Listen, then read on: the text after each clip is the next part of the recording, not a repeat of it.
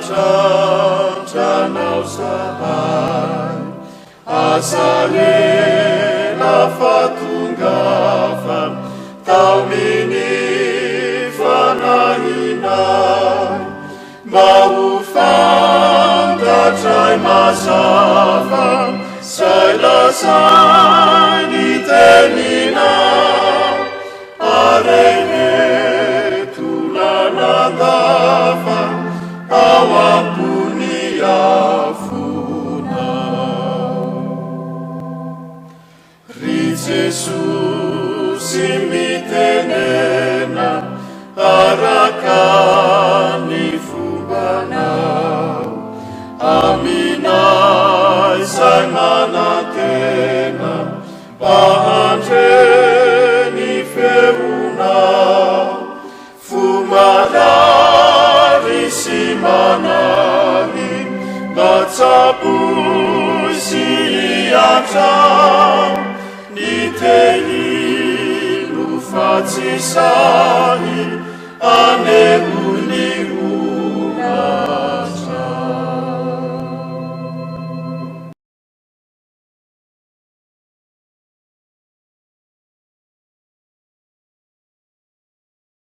Ivavakisika tompo misaotra anao izay ry Andriamanitra renay tsara indrindro, Andriamanitra fitiavana, Andriamanitra mpamindra fo, Andriamanitra tsy tofoka aminay fa mananatra sy manitsy ary manome anay mandrakariva toromarika izay hoentinay miaina ny fiainanay ao amin'ny lalana lavabe izay hitondranao anay. Satranao Jesosy raha mbola afaka mipetraka eto amin'ny tombotrao indray zahay hianatra, fantatrao anay Jesosy fa mianatra foana zahay, ampianarinao foana zahay fa matetika tsy mety mahay. Mianatra ihany zahay nefa tsy mahazo na inona akory azy, satria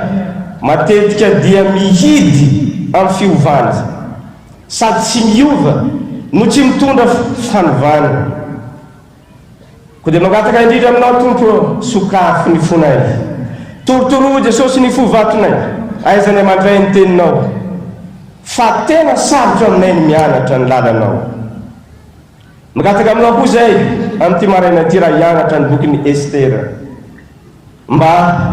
ampianaro izay tena iainanay zany zay, satria very maina Jesosy ny fotoana anay izay miaritra atsiaka sy erika ito amin'ity toerana ity, raha tsy mahazo fiainana, raha tsy afaka miaina sy mitondra izany ary miaina izany eo amin'ny fiainanay ary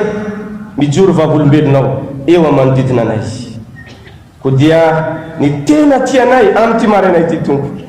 dia eto aminay ianao, mitsidika anay tsirairay avy ianao, mibitsika aminay tsirairay avy ianao, mitsangana eo ankilanay ianao, mampianatra, manitsy ary ataovy tonga fiainanay izany fiainany mpanomponao Estera izany. Dia raha ampianatra eto koa Tompo ianao le no tena mpampianatra tsara indrindra, ianao no mpampianatra tapitsohatra, fa nay masonao ihany mahay mametraka ny teninao amin'ny fomba mahomby indrindra ao anatin'ny fonay. Ko dia takony Tompo mba tsy ho hita ary azavelan'ny feko no eny fa ny feonao, ny anaranao Jesosy no agnatako izany, amen. Ny volonté ny havana dia ny fiarabana anareo vehivavy Estera tsara tarehy sy tsara bika rehetra avy amin'ny Sanefelema manontolo. Izaho dia solon-tenanay FDL rehetra misaotra sy miondrika eo anatrenareo ka misaotra ary miteny hoe tian'i Jesosy ianareo tompo ary tianay lehilahy. Ny somary hafahafa amiko eto dia misy olona ato an-damosiko ary tena be olona indrindra dia aty amin'ny lamosiko aty sy ary amin'ny ankavanana fa ianareo le atreko ary aloha reo dia somary vitsivitsy ihany, somary hafahafa amiko ihany kiva nefa moa saikefa ampiainana daholo zao. Misaotra an'Andriamanitra isika, misaotra ihany koa ny komitiny FBL, ianareo rehetra zay miketrika sy nahandro amin'izao zekabe izao miarahaba ihany koa ny brofibeny FLM zay manatrika atsika eto misaotra anareo nanome anjara ny tenako ampianatra ny bokyny Ester. Tsy fantatro moa na firy minitra no anjara bokonia mifarana am'izay voavaky ho izy toniany FBL. Raha marina moa dia efa nianatra amin'ity bokyny Ester ity daholo tsika tany amin'ny toerana misy antsika rehetra tany amin'ny Sinoda, Zakakely, tany amin'ny filovana, tany amin'ny fitandremana. Fa ny ataoko eto dia satria rehefa manana an'ilay boky kely any aminareo any dia anindry amin'ilay teboka zay tena lehibe ka mety eo amin'ny 50 minitra eno faharetany fampianarana izay ataoko mihoatra an'izay 4 minitra efa nitenenako zay. Ka ny tena tanjoko eto dia ny azahoantsika ny lesona izay tsoantsika eto amin'ny bokyny Ester. Satria ataoko fa tsy misy dikany ianarantsika ny boky manontolo raha tsy misy zavatra ho resina avy ao amin'ny bokyny Ester. Satria tena olana, tena lesoka matetika dia mianatra foana tsika fa tsy mety mahazo lesona eo amin'ny fiainana. Ndao azy irosa avy hatranintsika amin'ny fianarana ny bokyny Ester sady manokatra amin'ny baiboly ihany tsika eo amin'ny bokyny Ester no mianatra azy. Ny bokyny Ester riaho ny FDB sy afatra teolojika ngeza be ao amin'ny boky deso. Andriamanitra no tompony tantara sy ny fotoana, ary izy dia Andriamanitra mpanafa sy mpamonjy ny olona. Ary na ina fomba azony anaovana izany dia atao ka tsy maintsy tanterahiny ny famonjena sy ny fanafana ny olona. Ino hevitra lehibe sy afatra teolojika ngeza be ao anaty. Hojerentsika voalohany aloha toe-javatra oviana moa zany Ester zany, toe-javatra manao hoana ny tantara sy ny zavatra manodidina zany. Rehefa lasa babo tany Babilôna riavana ny Jiosy tany ho any amin'ny taona 725 ano any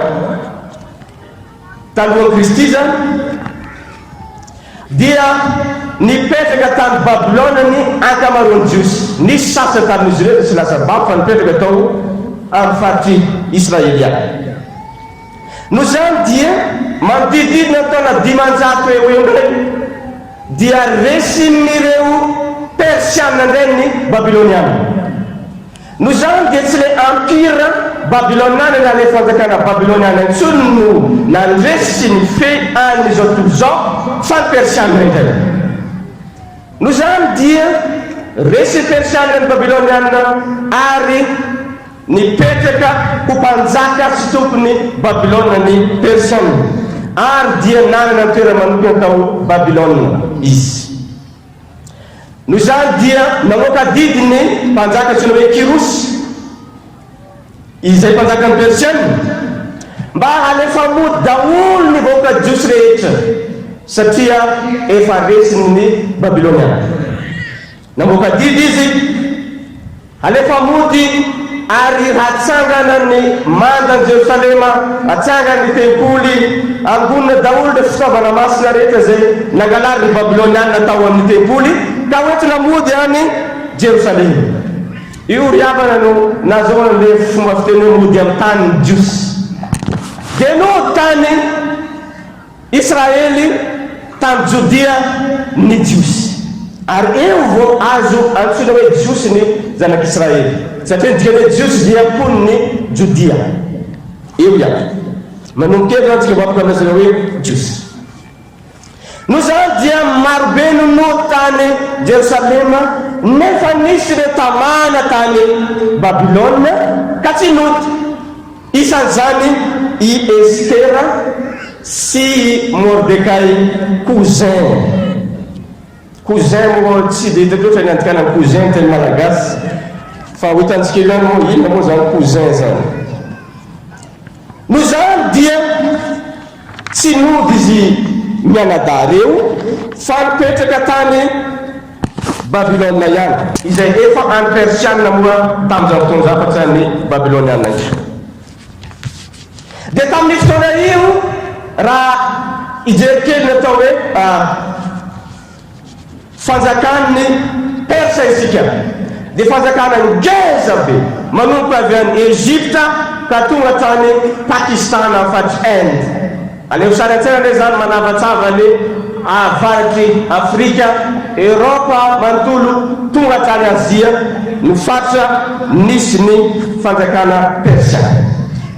dia nisy an'ity mpanjaka iray zay amalifaty ny rainy satria ny rainy dia niady mafy tamin'ny Grika fa tsy naharesaka no zany dia eo no idiran'ilay mpanjaka antsoina hoe Ahasuerus izay nanjaka nanomboka tamin'ny 700 ka hatramin'ny 580 talohan'i Kristy ny zavatra mameno fony ty mpanjaka Xerxes na Ahasuerus ty dia ny amalifatin'ny rainy satria resin'ny Grika izy no zany dia ao anatin'izany fotoana zay nampisiny ny fanitarana ny fanjakana tao anatin'ny heriny ny fanjakana persiana ao anatin'izany fotoana izany misy eo ny tantarany Estera sy Mordecai tsy fantatsika izy nanoratra ny bokyny Estera sady tsy ilaintsika raha teo zany mety io anakaiky amin'ireo jiosy zay niverina avy any amin'ny fahababoana no nanoratra azy tsy fantatsika fa ndaotsika ifantoka amin'ireo olona zay mpandray anjara na mpilalao anatin'ity tantara satria tsika ny ohatra mijery filma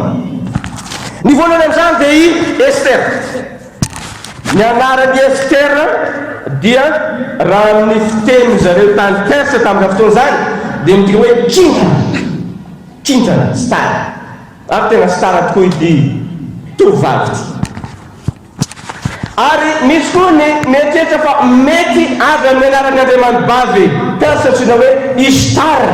no nazaona ny anaran'ny Ester satria ilay andriamanibavy na déesse antsoina hoe Ishtar io dia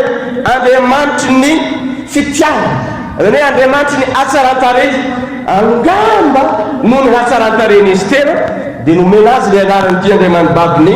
persa izy fa ny tena anarany izay nomeny ny ray aman-dreny azy amin'ny mahajiosy azy dia avy amin'ilay fiteny hebreo hoe Hadassa izay midika anarana voninkazo manitra sy tsara tarehy izy io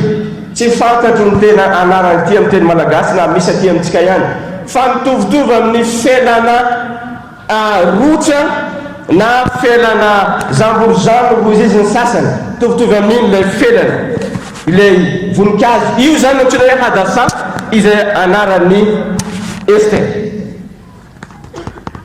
ny faharoa tsy faharoa fa voalohany dia zao andriamanitra asa ity bokyny Estera ty ry aby fa tsy misy anaran'andriamanitra mihitsy voatorinao na indray mandeha azy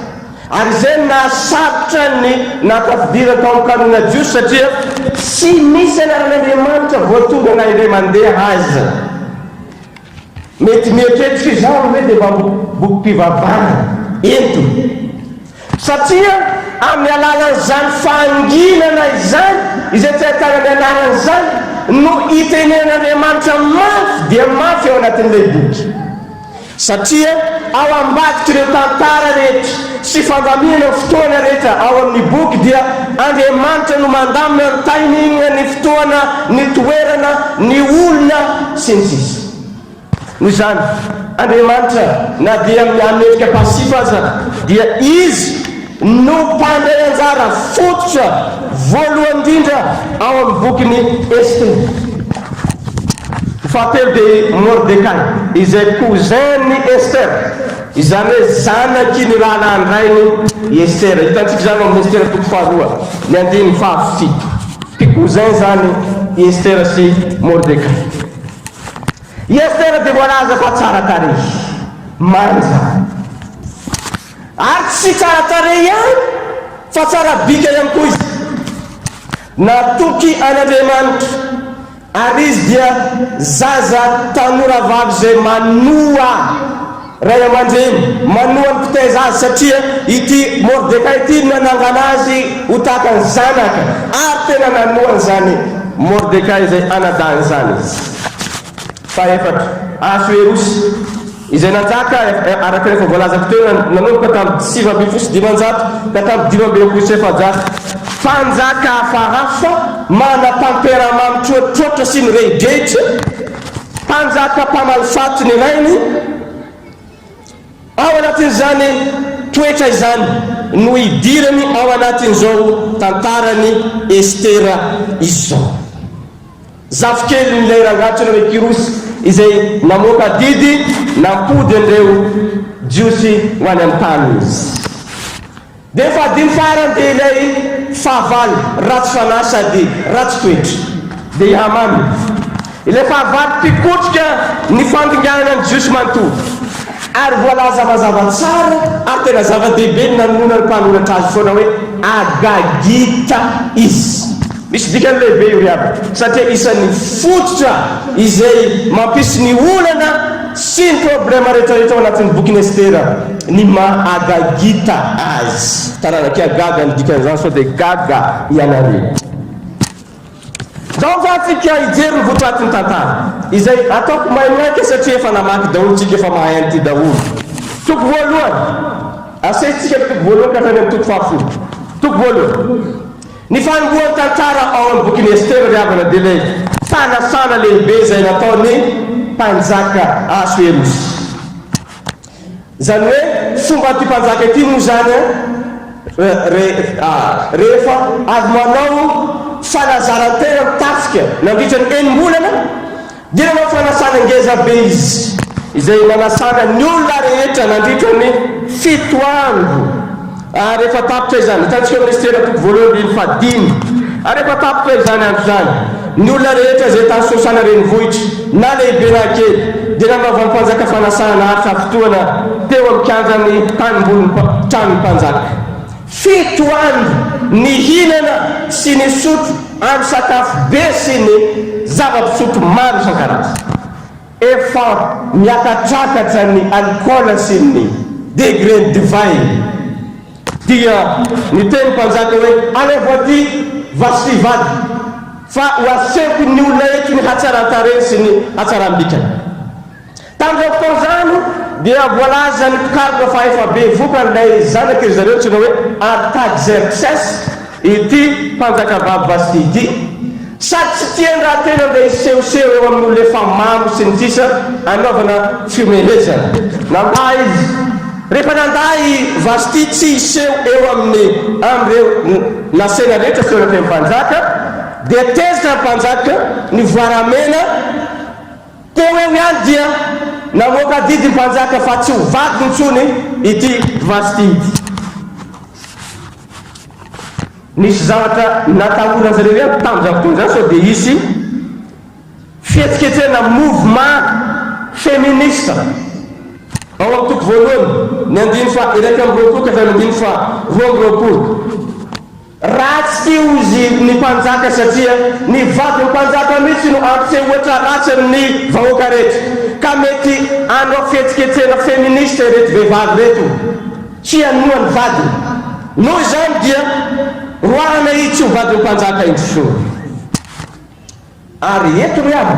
no ahitantsika ny temperament ty mpanjaka fahafa izy. Ndray mandeha izy miaraka tamin'ny tafika nisy orambe miakatra ny rano dia nasainy nanao tetezana ireto miaramilany reto. Misy 300 reo miaramila reo anamboatra tetezana. Vita ilay tetezana nilatsaka ndray mandeha ny orana ny rodina tan'ilay tetezana. Tezitra ingaka ny mpanjaka Ahasuerosy tonga dia tapaly daholo ny lohan'ireo nanao tetezana reo izy. Olona tsy mahay ninonino tapahana eo eo ny lohany. Ndray mandeha koa dia tezitra mafy izy tato satria nisy rivotra be ihany koa tamin'ny rano anankiray samboaravoara be ny rano tezitra koa ny mpanjaka. Zaho izy mpanjaka rehefa tsy ajeny reto rano reto midina ao anaty rano anareo kapohy ireo rano reo dia naka karavasy ilay miaramila mikapoka an'ilay rano ka daholo mpanjaka no manasa anao de kapay kapoina mafy tsy mety jamina le rano samaravara rojo vy zay alay vozy de kapoina rojo vy le raha kapoina tamin'ny rojo vy ny rano tahatakan'izany ny tempérament na nitoetra ty mpanjaka ty mpanjaka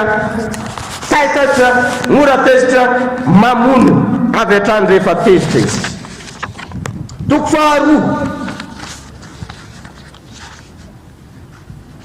rehefa Jehova no miasa dia tsy misy mahasakana lasa ny 4 taona satria nandritra zany 4 taona zany dia lasa niady ny mpanjaka niady tany rehetrarehetra tany niady tamin'ny fanjakana grika izy dia miverina avy any izy resy ny mpanjaka sy ny tafiky ny olona moa rehefa tratrana problema dia mitady fomba mba hampifalifaliana ny tenany dia zao no nataony ny fomba nataony mba fampiakarana an'izay ny courage ao anatiny dia hisafidy ny vady izay sola ny vasity izy dia nanao an'ity fifaninanana mondial na mihitsy ngamba tamin'izao fotoana zany satria fanjakana ngeza be io izay manomboka any Egypte mandrapatonga hatrany Pakistan ary toerana misy vehivavy tsara tare daholo reo miavana tombatomban'ny olona fa anoany amin'ny 50 000 5 alina anoany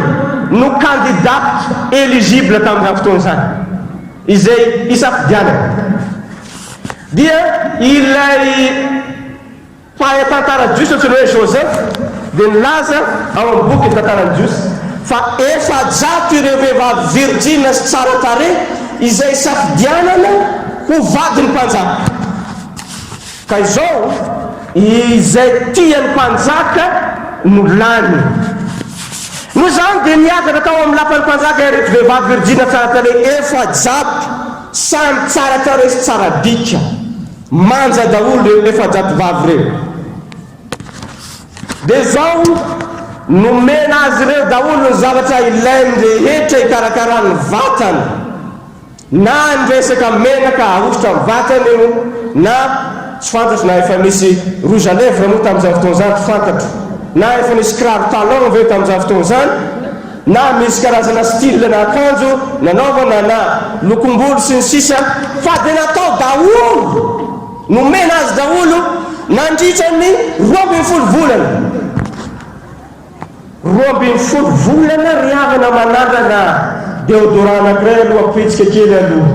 manitra io sa tsy manitra mety tiany mpanjaka reo zany sa tsy tiany soloana hafa manandrana akanjo indray nandritra ny 12 volana nikarakarana azy 700 reto na ny vatana na ny tarehy ary indrindra satria zany ho vadiny mpanjaka zany dia toerana manokana spesialy nampianarina azy eo koa nezaka protocole sy fahaiza miaina sy ny sisa dia sa manana coach moa zareo zangazana olona zay mpitarika azy izay mpampianatra azy mpanazatra azy ny azy manokana koa Esther ary Esther voalaza fa nomena ny efitra tsara indrindra ao amin'ny toko faharoana dia ny fahasivitsika no mahita an'izany voalaza koa ry havana izay tsy hita ao amin'ny baiboly malagasy loatra le tsara bika fa za rehefa nijery azy amin'ny fiteny hebreo dia hitako tao le izy Yahvé Toar no filazana azy amin'ny teny hebreo tsara bika Estera sady tsara tarehy ozy izy toy ny elefitra teo tamin'ilay mandeha igny hoe she is beautiful she is pretty tsy fantatro ny teny zay azy ilazana fa ao anatina vehivavy 700 tsara tarehy sady manja tsara bika mbola misy anankiray ihany zay hitany mpanjaka fa tiany asa na inona ny teny zay azy ilazana an'izay manja loatra ity vehivavy dia zao reo nalefa amin'izay ny fifaninanana nalefa amin'izay ny fifaninana satria miditra tsirairay ao mpanjaka zany ny vehivavy tsirairay miditra tao ao anatin'ny vehivavy 700 dia misy anankiray zay ny setina ny sainy mpanjaka sy ny masony Estera izy no tiany mpanjaka nahita sy tia teo anatin'ny mpanjaka toko faharoa ny andiny fahadimy ambin'ny folo toko faharoa ny 20 toko faharoa ny 7 nosatroana sady voninahitry ny mpanjaka vavy i Estera isolo university. Ilay zazavavy, ilay tovavy kamboty izay maty ray aman-dreny izay natao tsinitsina satria amijosy zany vehivavy zany tsy dia misy dikany loatra, taka ny fitaovana ihany, tsy saina aza rehefa manisa ny olona. Ity vehivavy zay natao tsy misy dikany sy ambany lina ty no nosatroana ny sady voninahitry ny mpanjakavavy. Tonga mpanjakavavy ny Persa i Vasti, ile jiosy kamboty. Estera zafady, Estera manaraka tsara ianareo sota to. Eto amizay riavana no ahitantsika le fomba fiasan'Andriamanitra zay tsy takatry ny saina amin'ny fandaharany fotoana sy ny toerana. Amin'ny fotoana rehetra dia tsy misy zavatra kisendrasendra amin'Andriamanitra, fa izy mana-tanteraka azy. Nandehandeha tany amin'ny lapan'ny mpanjaka i Mordekay ho zeny Estera. Tamin'ny fotoana io izy naheno amin'ireo olona anankiroa izay nikendry ambony ny mpanjaka Asuerus, ary dia notanteriny tany amin'ny Estera nabaviny eo, ary Estera laza azy tany amin'ny mpanjaka, ko dia nosamborona ireto olona izay nikendry amony mpanjaka ireto. Misy dikany lehibe ny ilazana azy eto. Toko fahatelo, miditra amin'ilay ile rangahy ratsy fanahy antsoina hoe Amana, Agagita isika. Ity rangahy ity dia olona nanaterenambony tao amin'ny fanjakana Persa, akaiky ny mpanjaka Asuerus, karazana prime ministre mihitsy angamba azy. Rehefa mandalo azy ny olona rehetra dia miondrika te hilelaka ny tongony mihitsy azy. Fa Mordekay tsy mba nandoalika taminy, tsy mba niankohoka taminy, ary dia tezitra ilay rangahy, tezitra Amana. Fa tsara ho fatatsika rehefa niantony izay nahatonga ny Mordekay tsy niankohoka, ary inona ny nahatonga ny Amana tezitra ny voaramena sy nitady andringana jiosy manontolo mihitsy azy. Niantony riavana dia ity lolom-po, rancune, zavatra efa ela be tany ny resaka nampifahavalo ny jiosy sy ny Agagita, satria tany amin'ny nivoany zanak'Israely avy any Egypta dia nisan'ireo fofatona hoe Amalekita izay nanafika ny zanak'Israely. Dia nozon'Andriamanitra ireto Amalekita ireto haringana, ary izay rehetra mahita ireto Amalekita ireto tsy maintsy hamono sy handringana azy, satria taranaka voaozina avy amin'ny taranaka Esau izy. Any amin'ny Exodus zany, Exodus 7:20 ny 15 no ahitantsika izany. Zany hoe anoany amin'ny 550 any amin'ny taonjato 550 alohan'i Kristy no nanomboany reto tantara sy rancune eo amin'ny Agagita sy ny jiosy ity. Tsy ringana tanteraka riavana ny Amalekita. Fa tamin'ny andron'ny Saoly mpanjaka zay hitantsika mpanjaka Samuela voalohany 4:10 dia mbola nisy ihany taranaky ny Amalekita izay nitariny le mpanjaka tsona hoe Agaga. Avy amin'io nazo hoe Agagita, zany hoe taranaky Agaga izay resiny Saoly nefa tsy novonony Saoly. Raha marina zany dia tokony naringany Saoly ny Agaga sy ny Agagita. Novonono daholo reo olona rehetra zay niaraka taminy, fa Agaga tsy novonono, tezitra taminy Andriamanitra, ka naniraka Samuela hamona ny Agaga, ary no tetitetehany Samuela, ara-batiteny mihitsy ny tetitetehana tamin'ny antsy i Agaga. Ao amin'ny Samuela voalohany 5:17. Io hevitra mikasika ny mampifahavalo ny Agagita sy ny jiosy io no mitohy taty amin'ny taranaka rehetra ka aty amin'ny taonjato 4 alohan'i Kristy, avy amin'ny taonjato 4:4 azafady ka hatrany amin'ny taonjato 4 tsy mety levona ny rancune sy ny lolom-po tao amin'ny Agagita. Areto izy. Ary i Mordekay koa mahafantatra fa olom-boaozina ty tsy mandoalika an'io. ilay hamana zay agagita koa mahafantatra fa ireto le nandringa ny havana rehetra noho zany dia raikitra teny ady namoaka didy amin'izay hamana aringina daholo ny jiosy rehetra era ny fanjakana izao natao tamin'ny mpanjaka ireo jiosy reo mpanjaka ozy dia tena dangereux amin'ny fanjakana fa itombo reo ireo no handresanao ka dia nisy mbola vitsivitsy ao tonga dia vonody daholo reo aringany daholo ary alevo ny fananany mba ho ataontsika amin'ny kitapom-bola dia nanaiky ny mpanjaka nanao sonia zany mpanjaka niely erantany rehetra ny andringanana ny jiosy toko faefatra fentikotinitsika ihany toko faefatra eo amin'ny toko faefatra tsika mahita amin'izay ilay mahefontsika Ester rehefa naheno an'izany haminganany jiosy zany Mordecai sy le jiosy rehetra eran'ny fanjakana dia nalahelo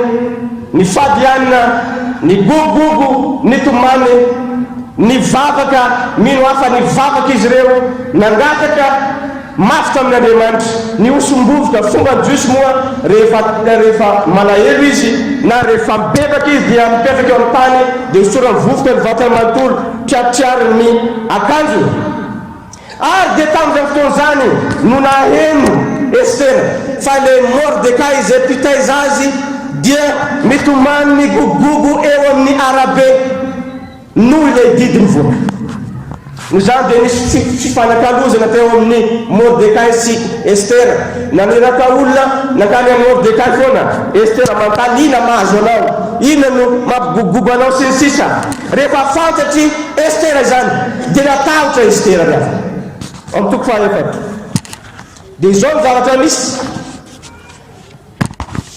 mandehana ozy Mordecai mitsangana mba herezana mietseha fa ho aringana ny vahoaka jiosy rehetra ny avanao rehetra ho faty ho vingana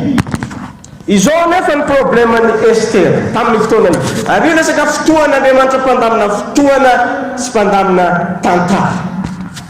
tamin'ny fotoana io dia 30 andro iray volana no tsy nitady ady mihitsy ny mpanjaka misy moa mpikaripasasy miteny hoe mety nisy vady hafa koa ry mpanjaka Ahasuerosy fa tsy nitady ny Ester izy nandritra ny ray volana raha ianao vady ao an-trano ka tsy ilainy vadinao tsy nantsony tsy raha rahiny mandritra ny ray volana mety hafahafa ny eritreritro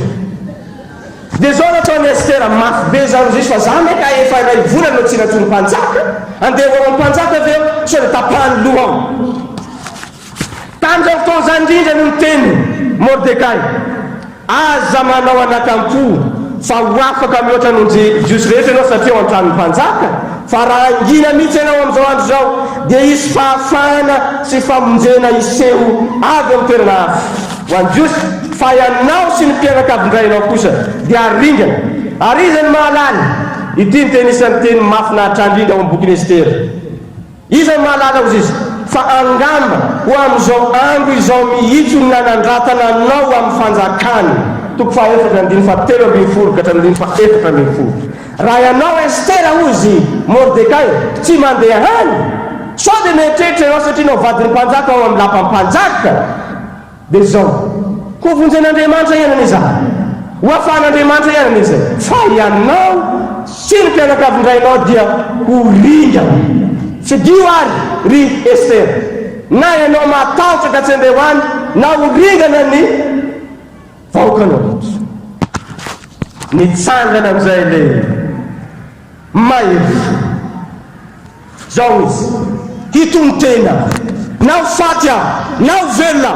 dia hiditra ao am-panjaka ka hiresaka am-panjaka mandehana ary voriony jiosy rehetra zay mba aty sosana ary mifadia any menony amy ka aza mihinana na misotra telolana andro na adiny ary zaho sy ny ankizy vaviko hitafy toy izany koa hifady toy izany koa ary amin'izany no hidirako ao am-panjaka na dia tsy araka ny lalàna azy ko raha tahiny maty aho dia maty zao izy Ester hanao sorona ny aiko aho hanao sorona ny aiko aho ho an'ny fireneko fa ianareo kosa mivavaka sy mifadia dia nanao izany tokoa ny olona reo. Toko fahadimy, nisy fanasana amin'izay. Toko fahadimy, hiditra makao ampanjaka izy. Fomba mpanjaka tamin'izany fotoana izany rehefa mandony amin'ny varavara ianao ka tiany ekeny hiditra ao aminy dia tondrony amin'ilay teziny. Nidobodoboka ny fony Estera hiditra ao ampanjaka. Ho faty ve, ho velona ve. Fa niditra izy, notondroa mpanjaka tamin'ny tena izy dia niditra tao ampanjaka. Nangatahany mpanjaka izay zavatra tiany sy hangatahany. Zavatra tsotra no nangatahany Estera fanasana, invitation sakafo. Mba hiara-misakafo aminy olona roa ihany dia ny mpanjaka Asuerosy sy Hamana. Nanaiky ny mpanjaka tonga tao fanasana tokoa Hamana sy ny mpanjaka Asuerosy. Falifaly i Hamana satria mietrehitra fa sady tiany mpanjaka no tiany vadiny mpanjaka. Nangataka indray izy i Estera mba hanao fanasana fanindroany. Dia tanteraka ihany koa ny fanasana fanindroany izay mbola nanasana ny Hamana sy mpanjaka Asuerosiany ao amin'ny toko fahadimy. Toko fahadimy tiako zao, toko 4:40 ka hatramin'ny toko 4 ny 15. Ino nangatanao izy izy mpanjaka? Zao izy ny teny amin'izay izy tao anatin'ilay fanasana. Io lehilahy izay nasaina io ry mpanjaka dia mitady handringana ny jiosy. Niakatra avy dia avy ny maripana ny Asuerosy. Niakatra avy dia avy ny maripana ny Asuerosy, tezitra Asuerosy. Ary nivoaka tany an-tokotany.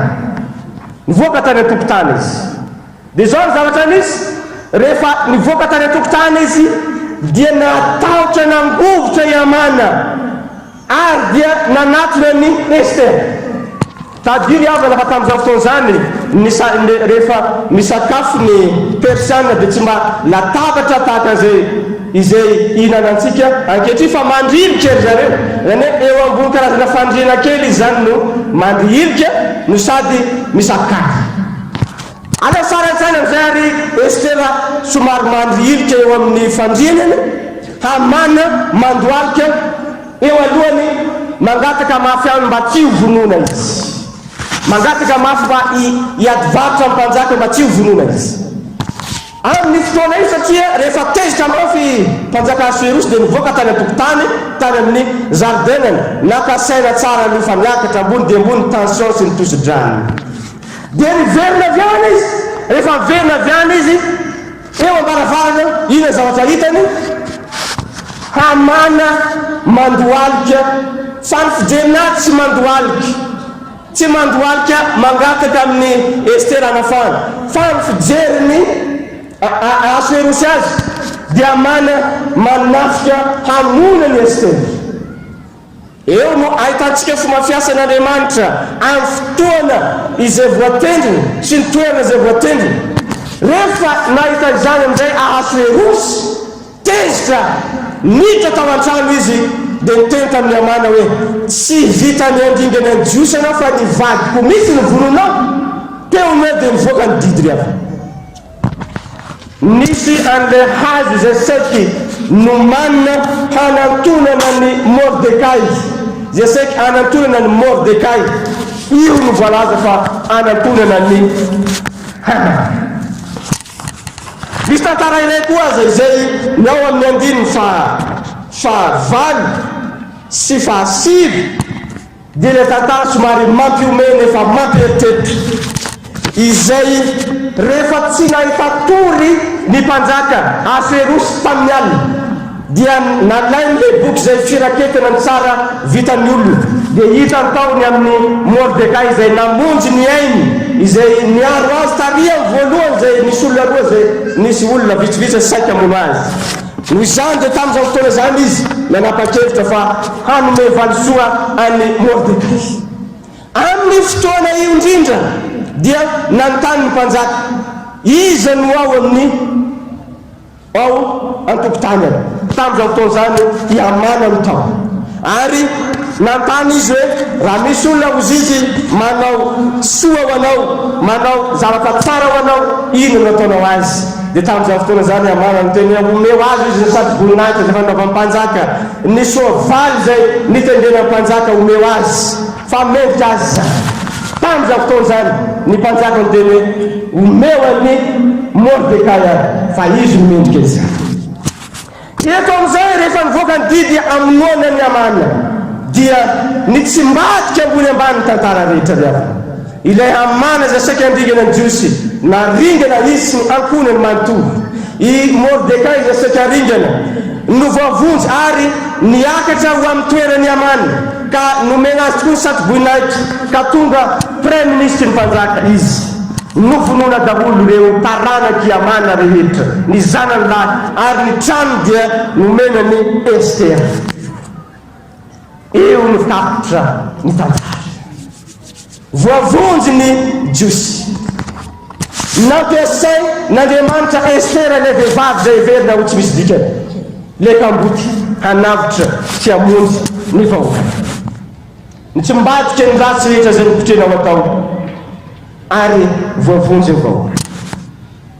Inona no lesona ho anareo FBL sy ho an'ny FLM amin'izany? Ino tena zava-dehibe. Ianareo nefa mahay tsenjery ny boky Ester na dia tsy nampianatra efa hainareo zany. Fa ny tena lesona, fa ny tena ianarantsika eto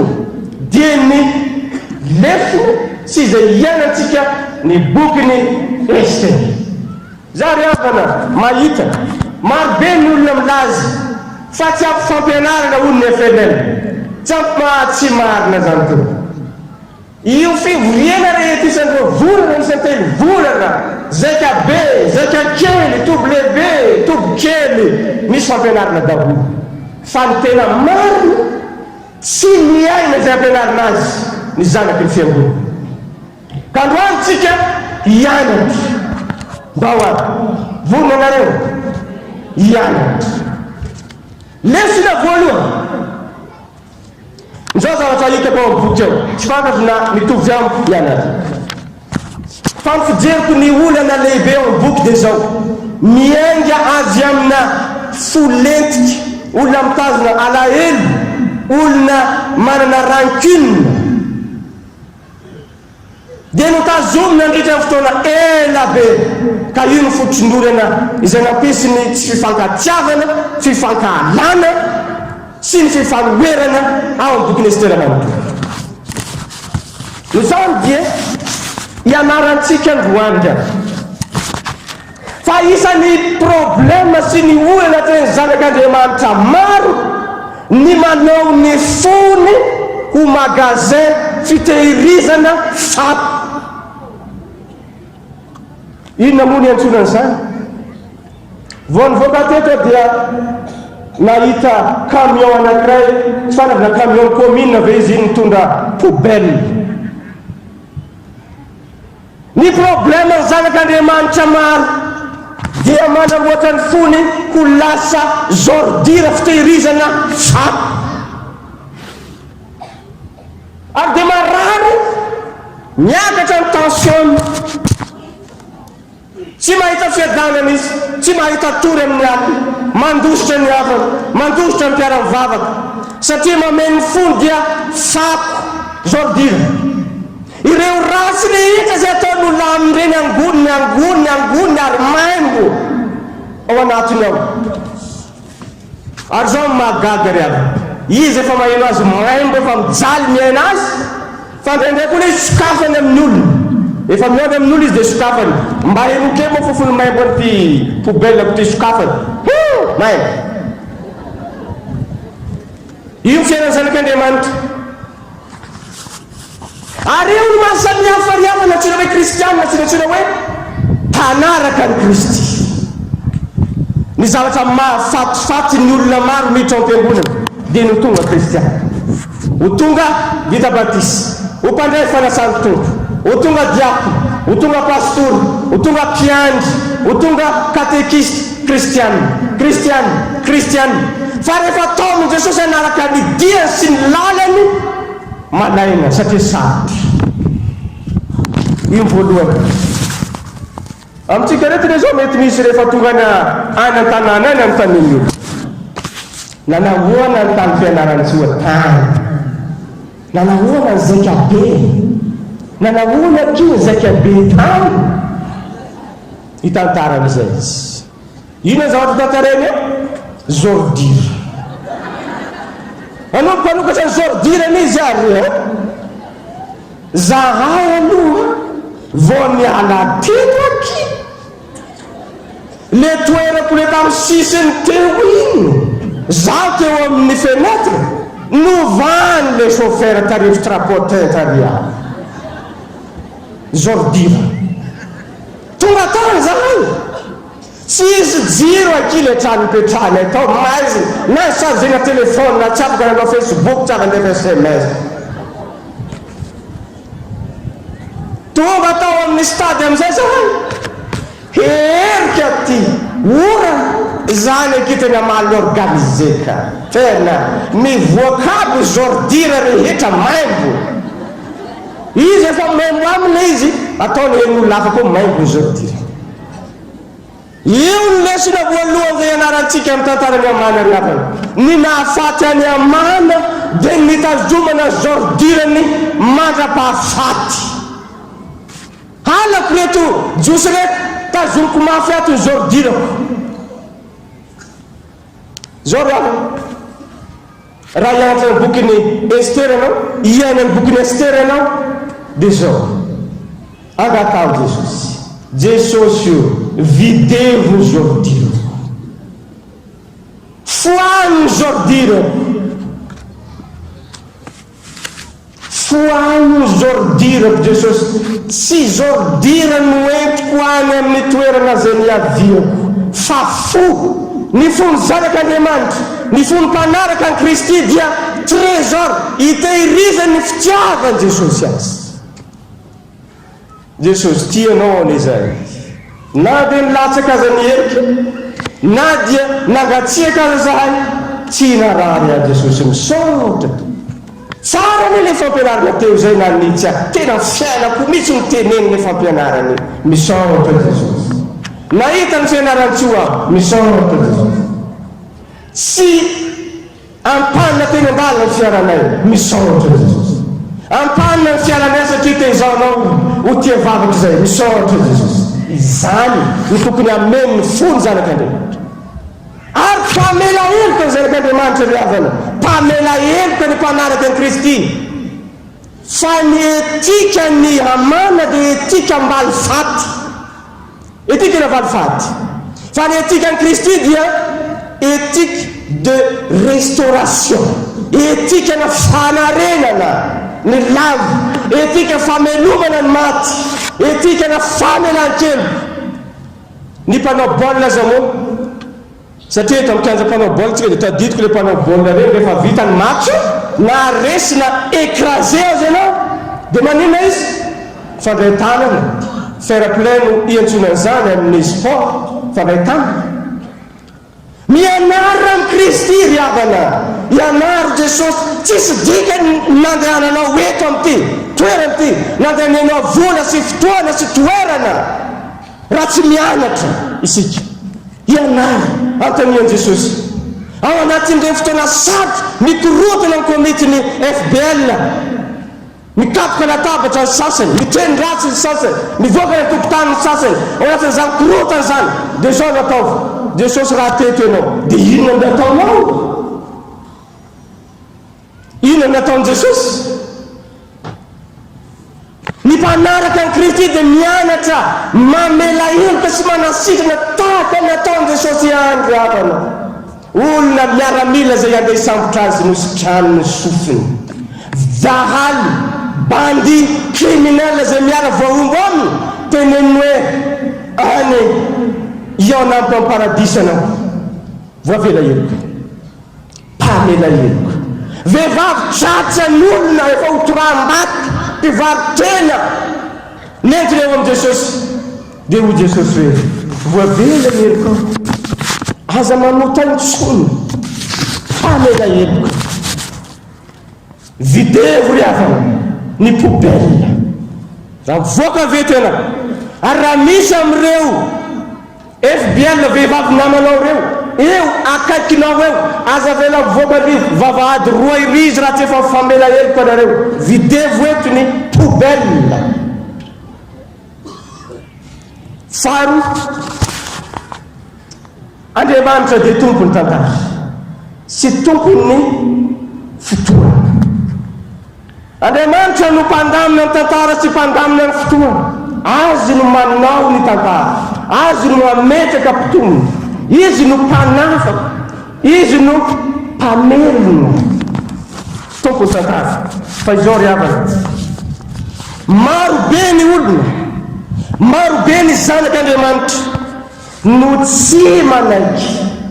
no tsy manaiky Andriamanitra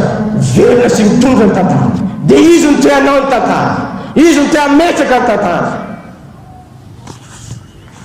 Matetika hita izy.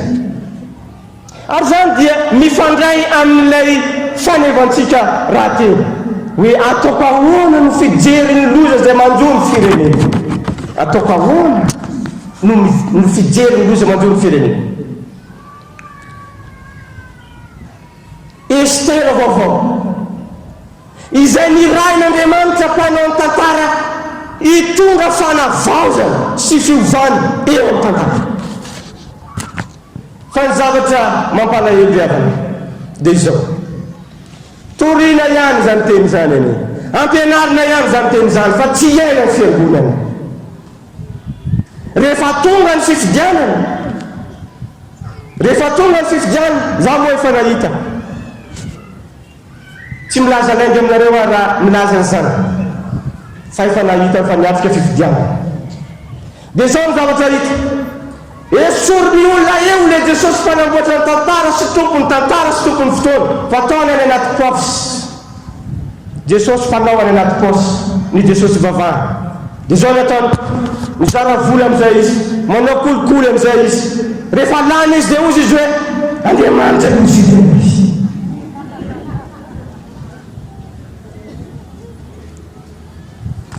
Tsy Andriamanitra azonareo lalaovina ny Andriamanitra Estera miafa. Tsy Andriamanitra amboarinareo amin'izay tiavanazy amin'ny tantara ny Andriamanitra Estera miafa. Fa izy no manamboatra ny tantara sy mametraka ny tantara, sy mametraka olona amin'ny alalan'ny kolikoly zany Andriamanitra. Areo no iantsona nareo vehivavy rehetra, ry Estera rehetra, zakanareo ve mijery an'izany? Tantinareo ve mijery an'izany? Andeha ninneto sika hiatra hainandro hoe hiatra herika ve? Izany indrindra no iantson'Andriamanitra anao eto amin'ity toerana ity miantra ny bokin'i Estera. Aza mangina, aza matanty mijery zavatra tahaka an'izany na eo amin'ny firenena na eo amin'ny fiangonana. Za zao amin'ny anareo hoe atsangano hoe ny tanan'izay fanankana fototany nanamarina ny anarany fa hifiditsika ny 2023 hifidy filoham-pirenena. Atsangano hoe ny tanany izay fanankana fototany.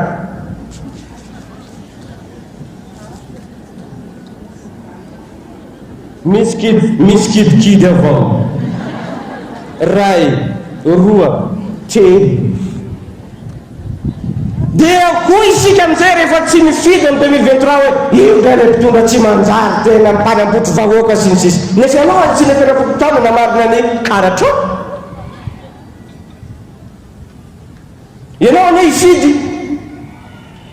Mitovy amin'izay ihany koa ny fiangonana. Zakanao ve nipitarika anao zay napetraky ny olona amin'ny alalan'ny kolikoly sy ny vola any amin'ny sehatra rehetra any, dia angina ve ianao? Tsy hiteny ve ianao?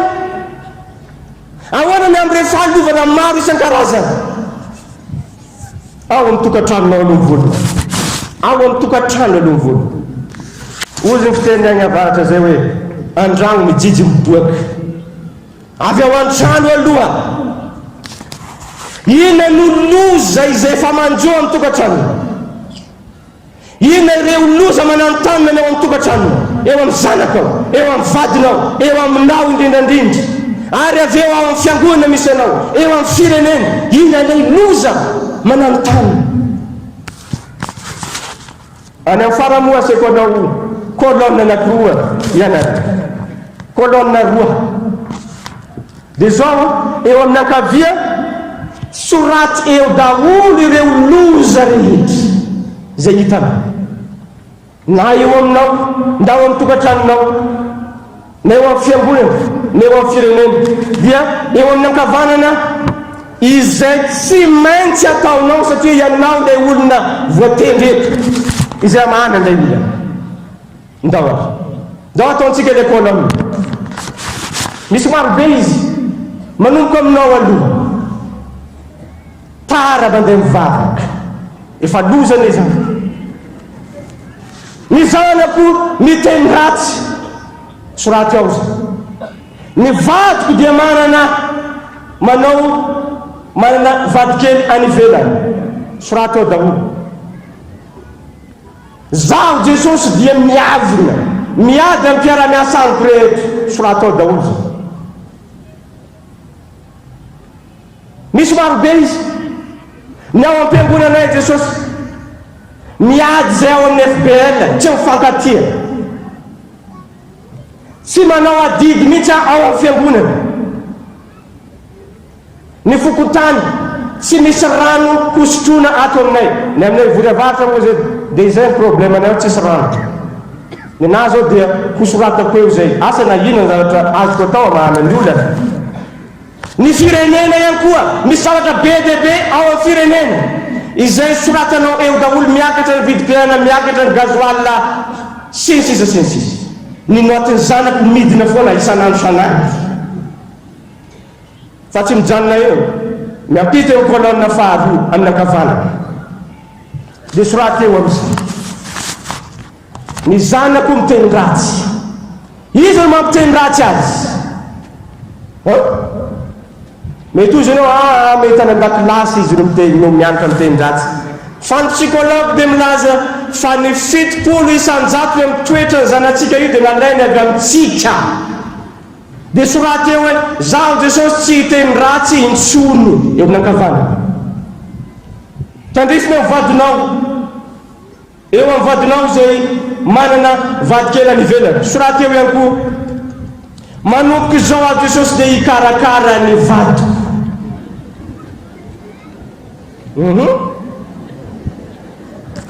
satria misy avy aminao mahatonga azy manao an'izany aza manamaritena manomboka izao Jesosy dia hividy razoara ho azy isaky ny lavany volombavany arako mafy tsara ny volombavany rehefa lavalava dia hividy razoara le tena tiany aho ny bankirariny koa dia arako mafy tsara hividianako vaovao izy ary isansako isam-potoana ny bankirariny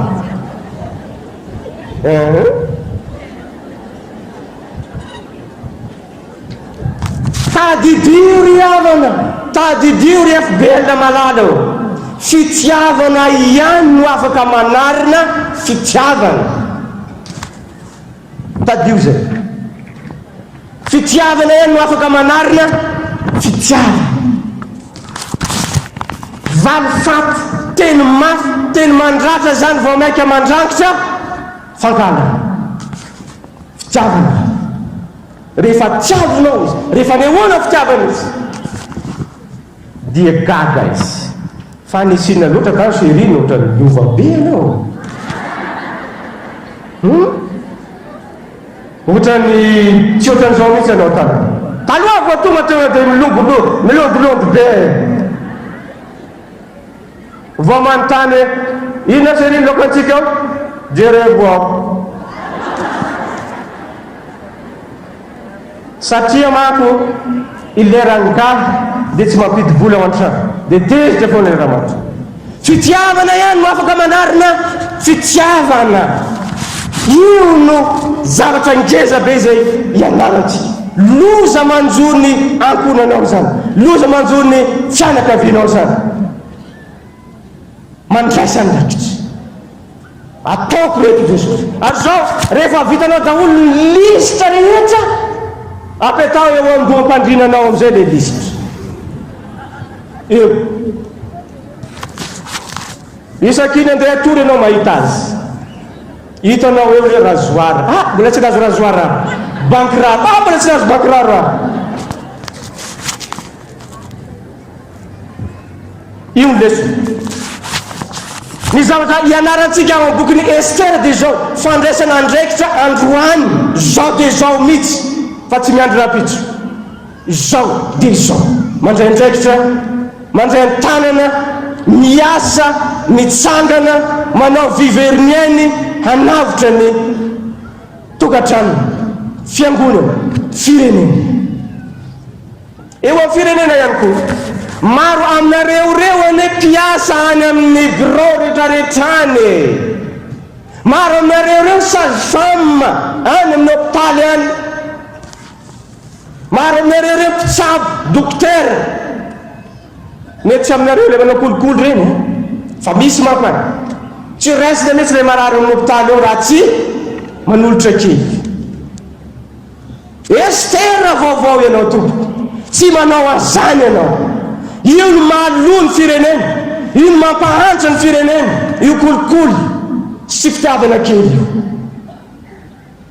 FBL sage-femme ho aton'ny olona ianao hanala zaza fa zay tianao raha sazy omeny anao fa mba amboary ty ka izy io ane mbola zaza mbola mianatra afa baraka zay ray aman-dreny fa ray aman-dreny an-tanàna zay nefa le zaza solafaka ony dia sory io ho vitanao veny amon'olona izay ny maha-Esteranao zay iainanao ny zavatra ianaranao eto androany amampanaraka ny Kristy fa tsy amin'ny maha-kristianina mandraisa andraikitra raiso ny andraikitra amin'ny maha-Estera vaovao antsika mbola marobe lesona antsika raisina fa efa adin'ilay mahery faranaky ny fampianarana ivavatsika Jesosy eo misotranao zay nampianaranao anay androany fa tompony andraikitra eo amin'ny tokantranonay zay tompony andraikitra eo amin'ny fiangonana tompony andraikitra eo amin'ny firenena aza velanao ho zavatra reny sofinay fotsiny zany tompo fampianaro zay aleteo lalinao anatinay zany mba aizanay mandray andraikitra hitsangana hijoro tahaka ny Estera ho say maty eo amin'ny fiangonana sy eo amin'ny firenena hanavitra ny firenena Jesosy omeo anay ny fo vaovao fanahy vaovao aizanay manaiky sy manoa ary manaraka ny teninao saotra Jesosy nomenao andreto vehivavy FBL Estera izay tsy tsara tarehy sy tsara bika ihany fa tsara fanahy ary satria ho amin'ilay fanahy tsara zay mitariky dia ho taritinao anao tsara eo amin'ny fiangonana sy ny firenena ianaranao Jesosy nagnatatara amen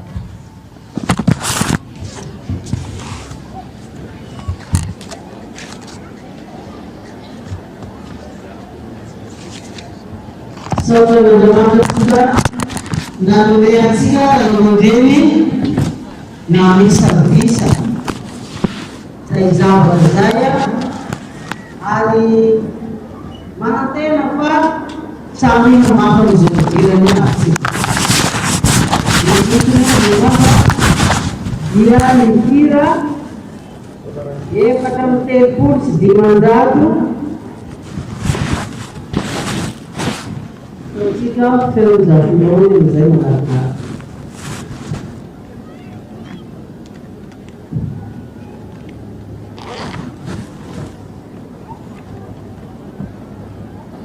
ini mana irewa mana pambitan kira depan mana irewa depan aku mana irewa kira merata depan mana saya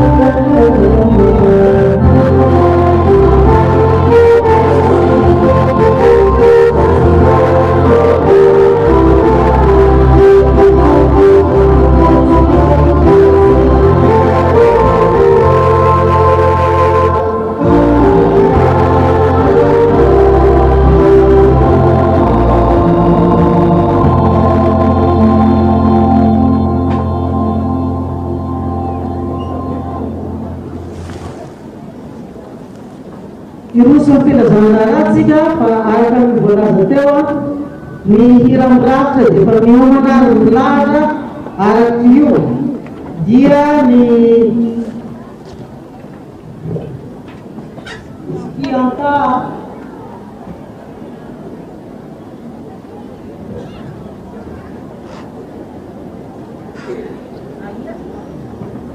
Espanas e SPT espirrar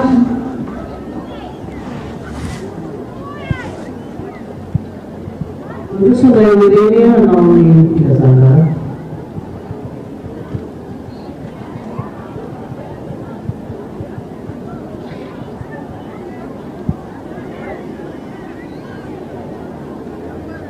yang saudara Jesus juga yang napandelang ny papany voalohany tamin'izao taona izay natetika izao misaotra sy mankasitraka ny ray aman-dreny atoa dokotera Olivier izay namahana ny tenin'Andriamanitra amin'reto vahoaka marobe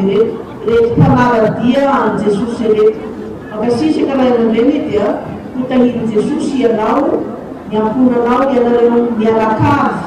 amin'izao asa fampiana izay metany fitokisana aminareo izao fa zay fikambanany vavy nahazo ary dia tsy hoe manome toko fa mangataka amin'ny Jesosy mba tena mahay hivindeny zodira miala eto akasitrana to dia niarahana ny ray aman-dreny rehetra izay tonga eto any amin'ny fitoerana dia misy ray aman-dreny pastora, ray aman-dreny teolojiana, ray aman-dreny katekista sy ny mpiara-miasa samy miara-baina to fa ny eto akaikina eto moa mifankahita mifanatika dia ara-baina manokana reto ray aman-dreny izay tonga manatika an'izao fivoriana eto fianarantsoa izao dia mbola tomoko eto fa mety efa maro ny efa nandrefa nalala fa eto ny ray aman-dreny filoha lefitry ny FNM Mavavy dia arabaina to ao ny ray aman-dreny tonia lefitry ny fiangonana luteranina malagasy miarahaba to ao ny ray aman-dreny vadiny tonian'ny fiangonana luteranina malagasy dia arabaina tompo ao ny ray aman-dreny zay efa naravaina teo ny mpampianatra dia miarahaba ary mbola misy mpampianatra hiazo koa dokotera pastora dokotera Rafalomanina Jean de Dieu makasitraka tompony amin'ny fahatongavana ao ny ray aman-dreny tonian'ny tafika masina dia tonga soa tompo ao ny tompo misy ao ny ray aman-dreny filohany sondaparitany avaratra tsinanana makasitraka ray aman-dreny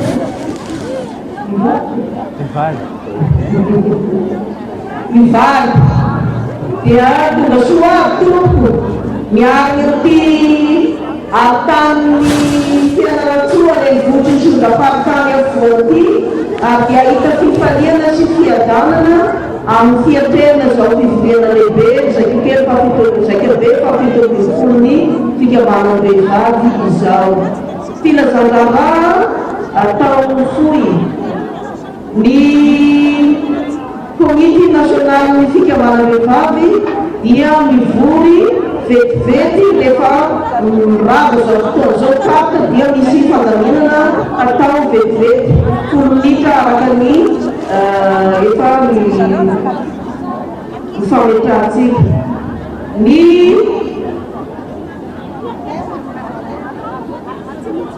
sarofany gène izay nanao fanentanana teto dia manana gène izay ampiasaitsika mandritra ny fitivirentisy hoentsika mokoa amin'ny lafiny ara-pahasalamana dia ry amin'ny stondiny TPFLM ka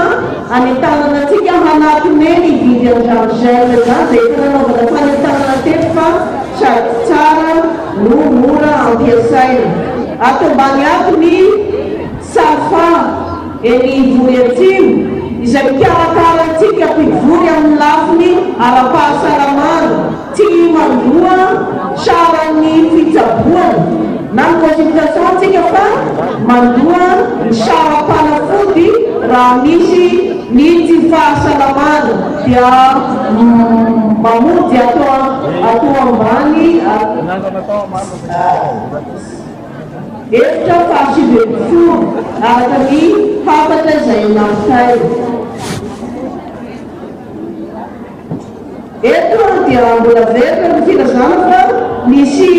FBL izay maka ny fampianarany tonian'efitra omaly tsy hoe alaina aminao fa averina vetivety tompo misy fandaminana dia natao mba averina ty amin'ny foibea fa nomenanao tiany rehefa vita ny ilana azy.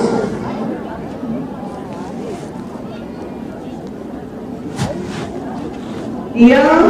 mandroso amin'ny rafitra avy an-tranosika fa fidratsika manaraka eo ihany izay entina eo ampaina.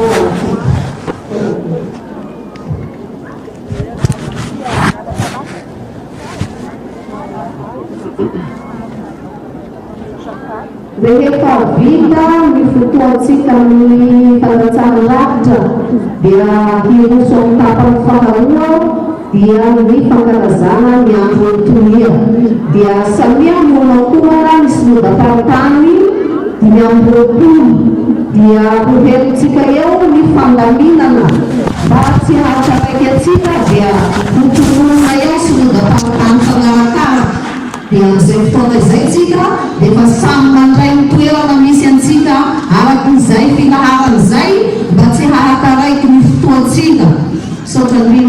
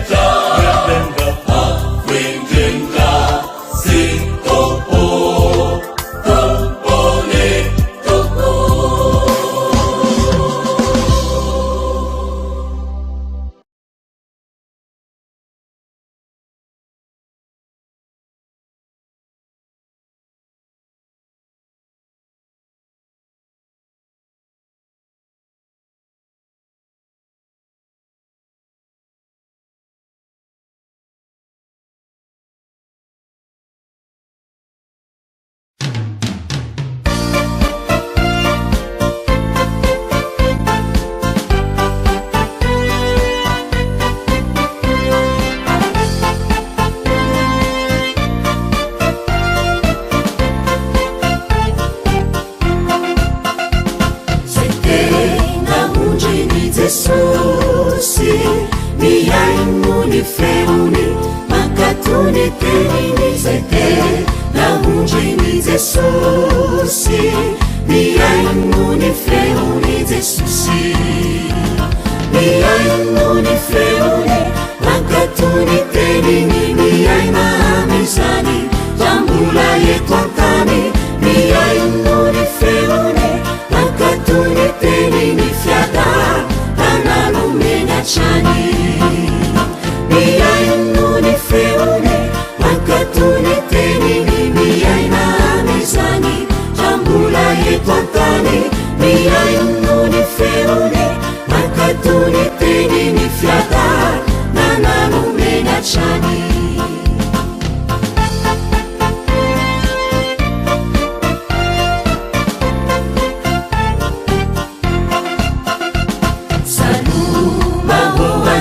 Isika iainony feony ankatony teniny salo mahoande isika iainony feony Jesosy miainony feony ankatony teniny miaina amizany tambola eto antany miainony feony ankatony teniny fiada Chani miainony feony mankatony teniny miaina amizany tambola eto antany miainony feony mankatony teniny fiada nanalomeny atrany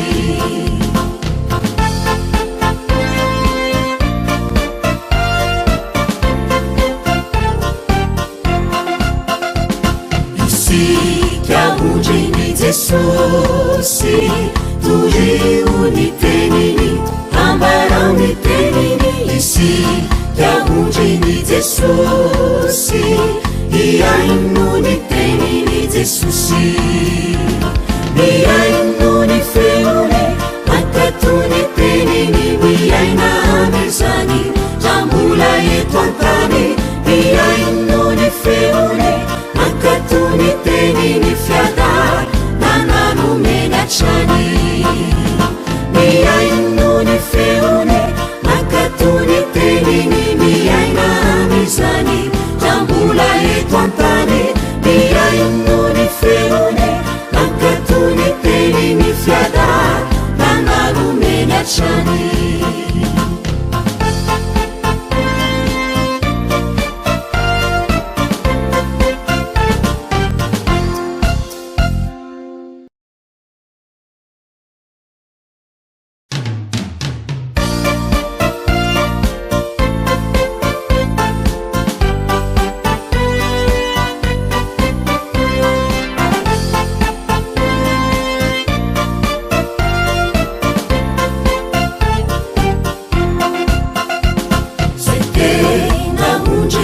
Jesosy miainony feony mankatony teniny zay tena ondriny Jesosy miainony feony Jesosy miainony feony mankatony teniny miaina amizany tambola eto antany miainony feony mankatony teniny fiada nanalomeny atrany miainony feony mankatony teniny miaina amizany tambola eto antany miainony feony mankatony teniny fiada nanalomeny atrany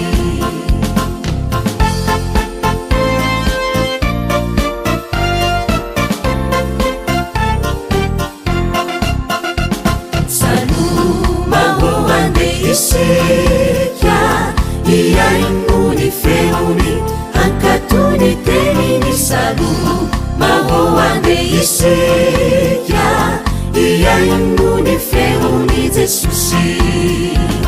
miainony feony mankatony teniny miaina amizany tambola eto antany miainony feony mankatony teniny fiada